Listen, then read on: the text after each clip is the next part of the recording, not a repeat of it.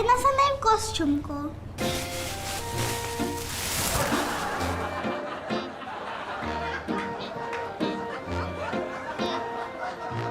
Nay, si tatay o nanginis! Ayoko na nga kumain! Ano ba kayo? Porket nag-usap lagi o kaya magkatabi ng upuan, nagliliguan na agad?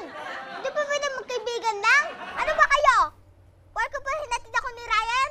Nagliligaw na agad? Di ba pwede magkaibigan lang? Porket ba tumawag si Ryan sa akin, may gusto na?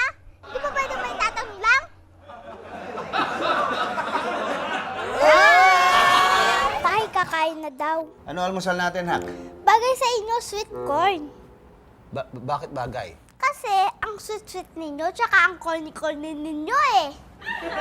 Kuya Chito kasi... Hindi mo tunay na kapatid si Chito. Doon na siya titira sa mga hizon. Totoo po, Tay? Yay! Yakin na yung kwarto ni Kuya! Hindi naman eh, parang ayaw yata magkipag-usap kila Tito Marlon.